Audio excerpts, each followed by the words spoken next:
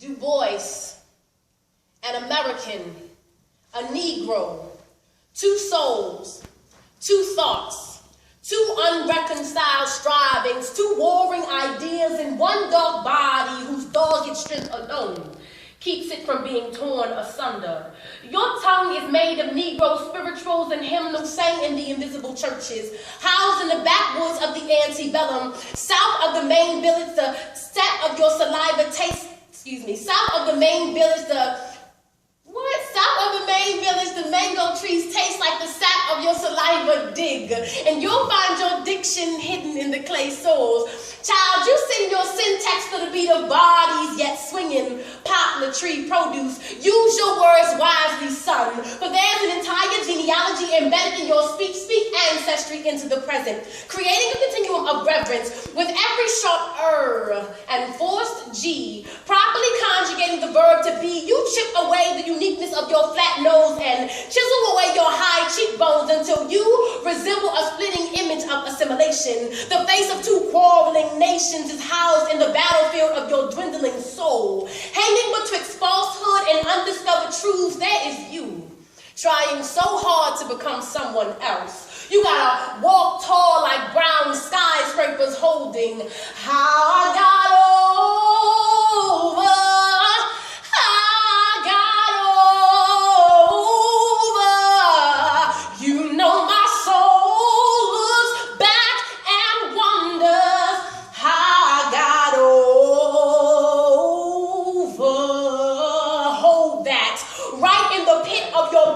You yield your everything to oppressor. I say rapping and signifying is surviving, but acquiescing to the linguistic dictates of the culture is the conscious suicide of your own cause how can you be boy and man, sit low and stand, squirming beneath the lie of standard English till it burns the scalp of your vocabulary into permanently laying limp. So no more communities of hot cone kitchens, capping happy nappies, yet understanding the regal beauty of natural, because you got your do-did kept tightly wrapped under do-rags of self-consciousness, and you've been relaxing your syllables so long that you don't know what the Afro-American feels like anymore.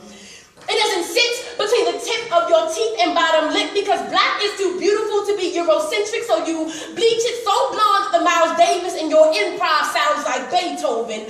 Powdering your vernacular with potent concealers, concealing your genetic makeup makeovers make our men into toy soldiers strapped on an uneven playing field, making games of our grammar, like turning the switch to your identity on and off for the likes of those who benefit from your ignorance so they keep you unenlightened, fumbling around in darkness, the revolving door of, what up, bruh?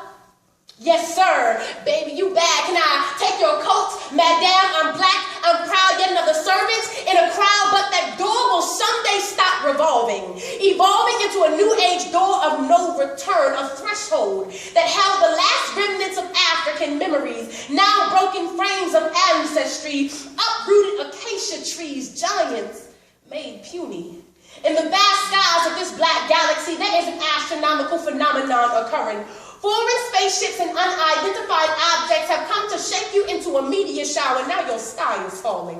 Accepting another's rhetoric is rejecting yourself, and eventually a black hole will emerge in the abyss of your soul, gutting you from the inside. A spiritual death will follow the coming of the tides dictated by the lunar moons in your agonizing eyes. Don't drown in your tears. You're only striving to be sun, which is just another star. Have you ever considered that you are universe? Because you are the son of a king who crafted you in this verse of words, and inferior wasn't an adjective. Subservient wasn't your title position. So reach back into the recesses of your today, because your past never stopped existing in your future. Find your majesty. Your pride shall be a present to the coming generations, but you gotta manifest it in your present. Stop questioning your existence as problem, because you've been looking at the issue through the wrong context, in the wrong context all along. Code switching will never change the fact that you are black and thus uniquely standing in the way of another's progress, but switch codes and you completely eliminate yourself from the context. You might as well be you, because everyone else happens to be taken. The two thoughts are warring at the expense of your sanity, and the sheer strength of your bloodline has kept you from being torn into two equal halves of nothing. Can't be a prisoner walking around amongst the free, because inevitably you'll still just be a prisoner with a little wiggle room. Can't define yourself with another man's tongue. Your jawline looks like the spine of Webster's dictionary, so your liberation only emancipates you into the slavery of white supremacist ideology. We call out gullah-grown pidgin Creole to get a watered-down echo of an invader's dialect in response. We are a people of an oral tradition, and you are setting the precedent for verbal homicide. Have you no concept of no-mo? Life and death is encased in your windpipe, so breathe slow. Careful not to inhale their ignorance, and no matter how much you wish to conjoin your two selves, separated by a rift as wide as the middle passage, those figures are diametrically different to the right.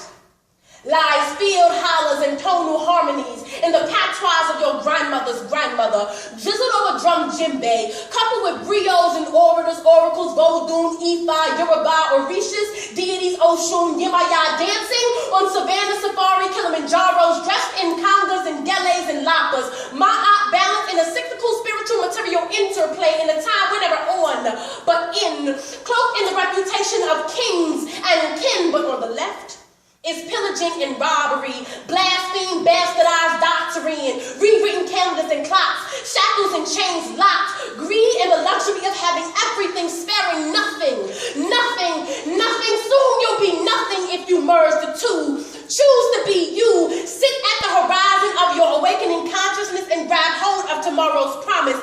Resting in the center of a new day's cloud, find your face in the sunrise and be proud that the violent winds of superiority will sweep away your identity, leaving you a bare fig tree. Backpack into your flesh, hitchhiking with your higher self till you can find love, because a man with value can never accept another man's rejection. Lesson, learn what makes our people resilient, and you'll find a reason to keep fighting, but never cold switch. That's that piece. Woo!